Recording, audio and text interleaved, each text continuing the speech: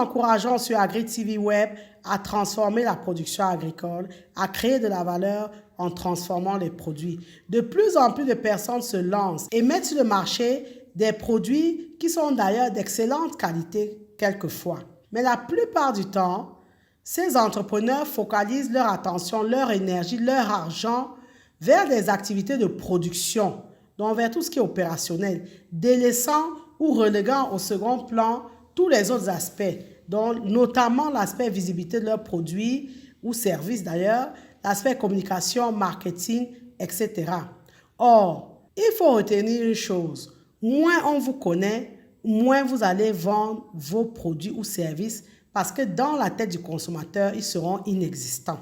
C'est le fait d'accorder trop peu d'importance à cette notion de visibilité qui fait que la plupart de nos entreprises ont du mal à rivaliser avec les entreprises étrangères, car on ne nous connaît pas. Nous souhaitons dans cette vidéo vous parler d'une tactique, d'une technique, d'une stratégie marketing appelée la guérilla marketing. Vous entendez parler de la ou le. Certains disent le guérilla marketing, mais nous avons choisi de dire la guérilla marketing parce que le terme lui-même s'est inspiré de la guérilla, c'est-à-dire de cette guerre qui est connue, de cette guerre non conventionnelle qui utilise des stratégies différentes de celles qui sont habituellement utilisées par les armées de métier. Donc une armée de guérilla est une armée qui est peu organisée, qui n'est pas tactique, qui se bat contre une force plus importante et mieux organisée. C'est donc une forme de guerre caractérisée par des actions d'harcèlement, d'embuscade, de coups de main. Donc ce terme guérilla a été emprunté pour un certain type d'action marketing. De ce fait, la guérilla marketing donc, est une stratégie de publicité conçue pour les entreprises dans le but de promouvoir leurs produits ou leurs services d'une manière non conventionnelle et à moindre frais. L'idée ici, effectivement, c'est de réduire au maximum les coûts de communication et les coûts de marketing. Au départ, ce concept, cette stratégie de publicité avait été conçue pour les petites entreprises parce qu'elle leur permettait de promouvoir leurs produits ou leurs services en dépensant peu de budget et ceci de façon non classique, non conventionnelle. Mais vu l'impact, les grandes entreprises ont repris cette stratégie, ont repris ce terme et cette technique, mais ils y ont adjoint quelquefois des budgets un peu plus importants. Il faut savoir qu'une des caractéristiques essentielles de la guérilla marketing, c'est donc de mener des actions, de mener des activités exclusivement à l'extérieur, dans les rues, dans les lieux publics. Par exemple, les centres commerciaux, les parcs, les plages, etc. Tous les lieux qui sont accessibles à un maximum de personnes. Il s'agit ici de toucher les gens par surprise et de toucher un maximum de personnes en peu de temps, en un laps de temps.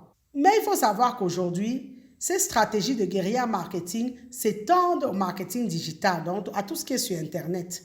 Et ça a pris une place importante sur les réseaux sociaux. Donc ce n'est plus seulement des actions dans la rue, c'est de dire comment toucher le maximum de personnes en un laps de temps, faire jouer le bouche à oreille très rapidement. Donc l'objectif premier de la guérilla marketing est de fortement impacter les esprits. Donc, d'assurer un taux maximal de diffusion via le bouche à oreille et le partage de l'information de votre campagne de communication, de votre campagne de publicité. Donc, l'accroche émotionnelle d'une stratégie de guérilla marketing est essentielle. On doit jouer sur les esprits, sur l'émotion. On doit surprendre les gens. Parce que ne l'oubliez pas que ce que vous recherchez, c'est la visibilité.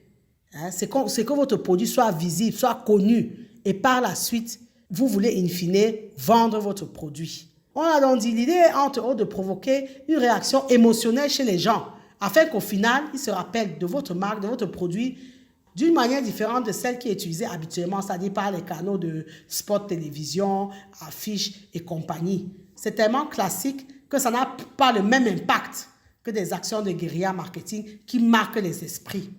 Sachez que la créativité est le socle de la réussite des campagnes de guérilla marketing. Ce qui compte, c'est la force avec laquelle vous allez arriver à impressionner votre public. Et le défi à relever pour toute campagne de guérilla marketing, c'est de trouver l'endroit, donc le lieu, c'est de trouver l'heure, de trouver l'espace pour effectuer donc vos opérations de marketing sans être impliqué juridiquement. Parce qu'il y a effectivement, on va le voir, il y a des risques. Donc, pour tous nos entrepreneurs qui sortent les produits, il faut accorder du temps à la réflexion afin d'impacter l'esprit des gens. Si vous créez une marque de biscuits, si vous créez une huile ou bien une huile essentielle, si vous créez un produit agroalimentaire, une boisson, si vous créez une boisson spéciale, un jus spécial, il faut pouvoir impacter les esprits. Que quand on voit ce fruit-là, on pense à votre marque. Quand on voit cette couleur, quand on voit ce dessin-là, on pense à votre marque.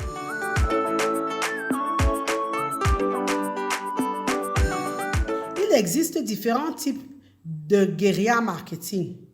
Vous avez le marketing viral. Ça, c'est le premier type, ou le viral marketing.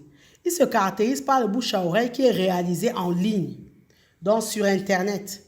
Et ceci bien souvent grâce aux réseaux sociaux. L'idée étant donc de faire le buzz. Donc, le marketing viral. Donc, le marketing viral va permettre à une marque de faire le buzz.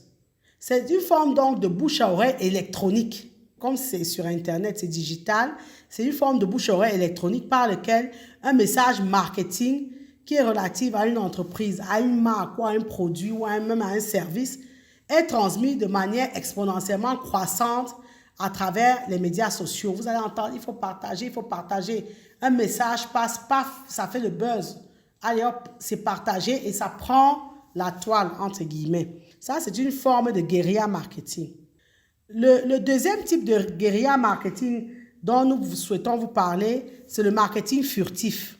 Il se distingue par sa discrétion, d'où d'ailleurs son nom, stealth marketing. Ici, là, les personnes, vous savez que tous les prospects, les consommateurs, les passants, les utilisateurs potentiels, en fait, tous les individus, les clients potentiels, toutes les personnes vont faire inconsciemment partie d'une campagne de guérilla marketing. C'est le cas d'une marque de téléphone. Quand ils voulaient lancer leur téléphone, ils ont mis dans les rues de plusieurs pays des personnes qui avaient pour objectif d'aborder les gens et de leur dire « Prenez-moi en photo ». Et il leur donnait le téléphone, il leur dit « Voilà comment ça se passe et vous me filmez ». Et c'était la première fois qu'on filmait à partir d'un téléphone. Et cette marque a fait le buzz en fait.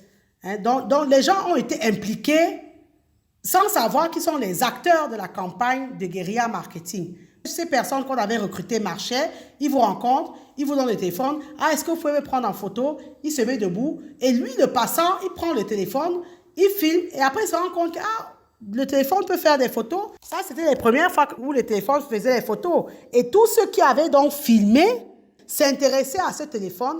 Et l'entreprise a vendu des milliers et des milliers de téléphones.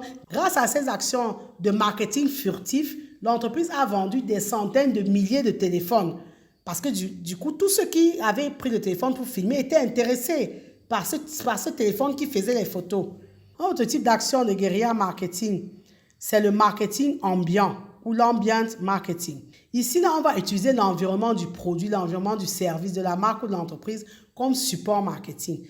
Donc, retenez donc que c'est un marketing qui se déroule dans l'environnement. Et dans cette catégorie, on va avoir des tactiques de marketing qui vont interrompre le cours naturel des choses pour vendre un produit. Là, ici, là, on va avoir des marques qui vont placer leur publicité dans des endroits inhabituels pour faire preuve de créativité. Par la suite, on va vous donner des exemples. On a autre type de guérilla marketing, c'est le marketing embusqué. Ici, là, il s'agit de profiter de la notoriété d'un tiers, souvent d'ailleurs de la notoriété d'une autre marque qui a plus de visibilité, ou même de la notoriété des influenceurs, par exemple, pour promouvoir ses produits ou ses services. Donc, vous allez avoir recours à un influenceur, à la publicité d'une autre marque, à la notoriété d'une autre marque pour faire votre publicité. C'est pourquoi on parle de marketing embusqué. Donc, ce sont des campagnes qui sont rarement issues de partenariats, mais c'est plutôt une utilisation dérivée d'une autre marque à votre propre bénéfice. En fait, on parasite tout simplement un événement, une marque ou un service pour profiter de sa surexposition médiatique. Autre type, c'est le street marketing. Le street marketing ou marketing de rue. Ce sont des campagnes de rue qui jouent avec des éléments présents dans l'espace public, qui jouent avec les passants, les bancs publics, les abribus, etc. Vous avez d'autres actions de marketing dans des grands pays développés. Ce sont les guérilla projections, ce sont des projections visuelles sur de grands bâtiments, sur une façade visible. On fait des projections et on s'assure qu'un maximum de passants et automobilistes vont apercevoir la campagne de com. Mais là aussi, il faut faire attention aux conséquences légales. Ce n'est pas toujours autorisé parce qu'on prend des façades, des bâtiments et on fait des projections dessus.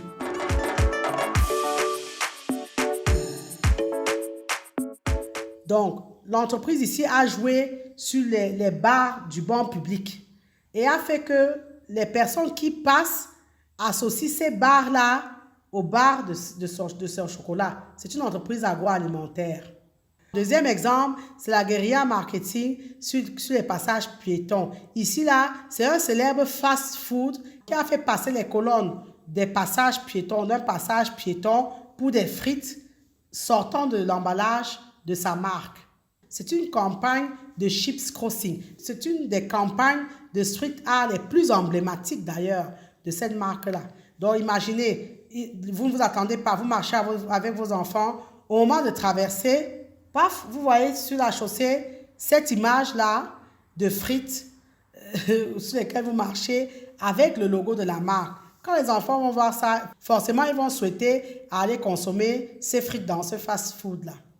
Donc ici, en plus de réutiliser le passage piéton qui garde sa raison d'être puisqu'on traverse, cette action de marketing parvient à reprendre donc un des produits de cette entreprise-là et met d'ailleurs le logo qui est visible par tous les passants. Troisième exemple, c'est celui d'un marketing environnemental. On a donc l'exemple d'un rasoir d'une célèbre marque.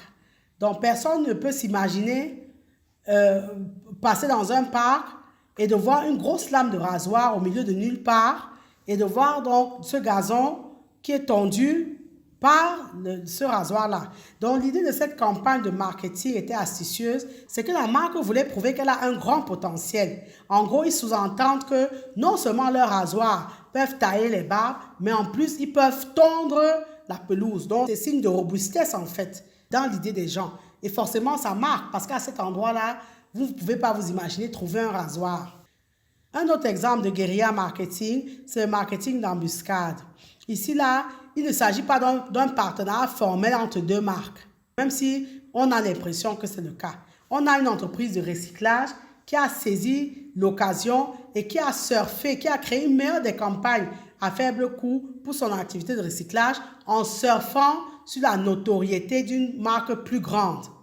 Cette campagne donnait un grand coup de pouce à l'activité de recyclage parce que lui partait des appareils de cette grande entreprise qui est connue, que l'entreprise avait décliné en différentes couleurs et eux, ils ont saisi l'occasion pour faire passer le message qu'ils faisaient des activités de recyclage. On a également une façon de jouer sur l'identité de l'entreprise. C'est l'exemple, par exemple, d'un hôtel qui, pour attirer l'attention, a intégré les questions sociales et environnementales dans ses activités.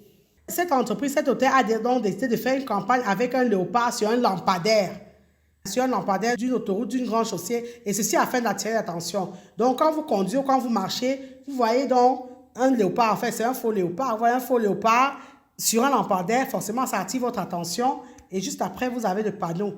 Donc, cette stratégie de guérilla marketing-là a été un moyen intelligent d'accroître la notoriété de cette marque et de promouvoir l'identité de l'entreprise. Donc, ça montrait que c'est une entreprise qui est sensible à l'environnement. Donc, c'est une valeur. Donc, cette entreprise a utilisé la sensibilisation et l'a associée à cette technique de marketing-là. Il faut savoir que toutes les actions de guérilla marketing comportent des risques. Donc, nous vous incitons à le faire, mais il faut être conscient que, en fonction de vos environnements, ça ne va pas forcément toujours passer comme une lettre à la poste.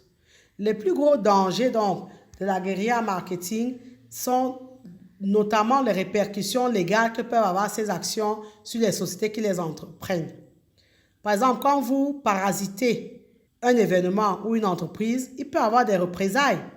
Si vous voulez vendre votre yaourt, vous pouvez décider d'aller, quand il y a peut-être le défilé de Miss Pays, et vous faites une grosse campagne, peut-être vous vous habillez en yaourt, ou bien vous avez des sacs en forme de yaourt, on n'en sait rien, il y a des actions qui ont été menées comme ça à la Fashion Week, mais il faut savoir que les organisateurs après peuvent se retourner contre vous.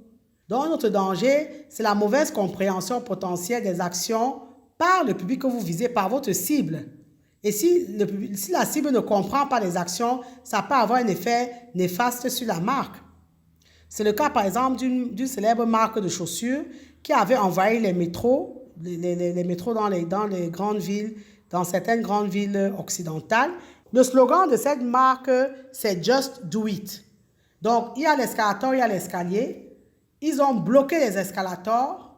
Ils ont imposé aux utilisateurs de ce métro d'utiliser les escaliers. Donc, et ça, c'est en début d'année. C'est un très bon exemple de guérilla marketing parce que ici, ils ont dépassé les limites. Et ça peut passer comme ça peut ne pas passer. Parce qu'en début d'année, on prend des résolutions, on va faire le sport. Vous voyez, cette entreprise se dit que, bon, vous avez dit que vous avez fait l'exercice. Beaucoup de gens le disent très souvent en début d'année. Bon, maintenant, prenez les escaliers. Donc, ils ont mis leur logo sur tous les escalateurs qui étaient condamnés. Et la plupart des gens, certains l'ont pris positivement et d'autres ont commencé à faire des exercices. Donc, en fait, l'idée qui sous-tendait cette campagne, c'était de tenir votre promesse d'exercice. Les résolutions donc commencent aujourd'hui. Donc, dans un cas, ça a pu renforcer les liens entre la marque et le public pour ceux qui avaient adhéré. Mais sachez également que pour ceux qui n'ont pas compris, qui étaient obligés de prendre les escaliers, ils n'ont pas forcément dû comprendre cette action-là. Et ça a même pu avoir un effet néfaste sur la marque. C'est pourquoi donc, en général, nous vous recommandons de vous adresser donc aux experts pour la conception des vraies campagnes de communication. Mais sachez aussi qu'avec un peu d'imagination, un peu de créativité, vous-même qui avez conçu le produit, vous pouvez réfléchir en interne aux stratégies à implémenter pour accroître la visibilité de votre produit ou de votre service. Il faut savoir que quel que soit le budget minimum investi, l'impact des actions de guérilla marketing devrait être naturellement plus important. En d'autres termes, la guérilla marketing est censée augmenter l'impact d'une campagne de marketing. N'oubliez pas l'essentiel. Peu importe les dangers et les risques de votre plan, il doit impérativement correspondre aux valeurs de votre marque, à la situation de votre entreprise et de votre groupe cible et à la valeur ajoutée de votre produit. Ce qui va faire que vous devez donc déterminer les groupes cibles ou les personnes que vous souhaitez atteindre. Et vous devez vous dire où est-ce que je vais trouver ces groupes cibles-là.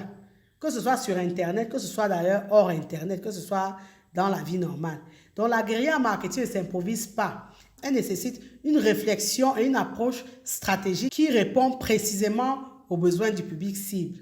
Si vous fabriquez par exemple les jus de fruits et que votre cible, ce sont les enfants, vous devez concevoir votre campagne en réfléchissant à cette cible-là. Vous n'allez pas intégrer les adultes dans votre approche. Autre chose, il faut penser à déterminer l'objectif de chaque campagne de guérilla marketing. Augmenter la notoriété, augmenter l'expérience produit, attirer les fans, attirer les ambassadeurs, provoquer des changements comportementaux, mettre en avant un nouveau produit, provoquer une réaction, etc., etc. Quel est l'objectif que vous visez? Ça, c'est important. Et ne faites pas dans une même campagne la promotion de plusieurs produits ou services. Il faut absolument choisir un service ou un produit spécifique que vous souhaitez mettre en avant pendant la campagne. Rester original et prévisible, ça c'est la base, c'est le socle de cette technique-là. Le public doit se retrouver dans un environnement inattendu, avec un message qui suscite des émotions, de préférence des émotions positives d'ailleurs. C'est mieux les émotions positives. Et recours à la surprise, à l'humour, à l'introspection, à l'amour, au tabou, etc. L'idée effectivement c'est de marquer les esprits. Pensez à déterminer la portée que vous souhaitez obtenir et les moyens que vous voulez investir à cet effet. Bien entendu, il s'agit de limiter les coûts des campagnes et intégrer quand même, réfléchissez sur les règles juridiques éventuelles. Vous n'allez pas salir l'espace public par exemple, après comment vous allez faire pour nettoyer, etc.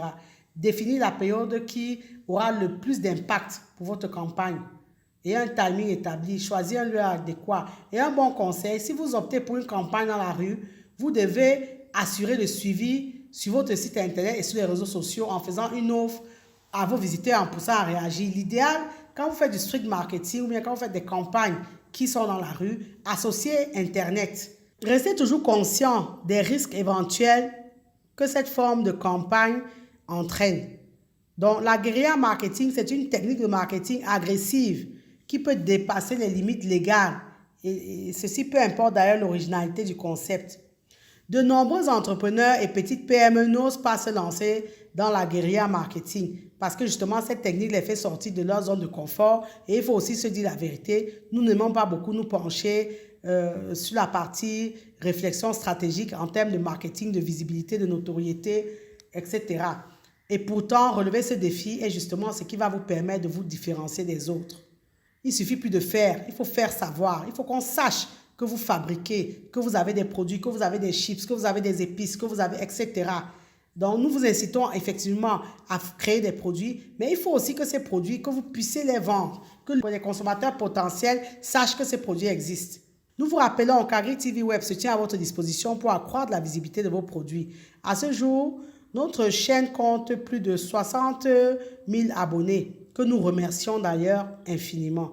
Merci infiniment. Votre présence est une source de motivation. Et ensemble, nous allons non seulement travailler à professionnaliser le domaine agricole, mais également à montrer que tout ce qui est agriculture, élevage, pêche, agroalimentaire, etc., ce sont des activités nobles. Merci de votre fidélité et continuez à liker, commenter et partager nos contenus afin que nous puissions toucher un plus grand nombre. Pour ceux qui nous regardent sans s'abonner, nous vous encourageons à le faire et à activer ainsi la cloche de notification pour ne pas manquer nos contenus. Comme vous le savez déjà, savoir et agir sont les deux verbes que nous chérissons. En effet, retenez que savoir est le point de départ, mais c'est agir qui fait et qui fera toujours toute la différence. Maintenant que vous savez, place à l'action.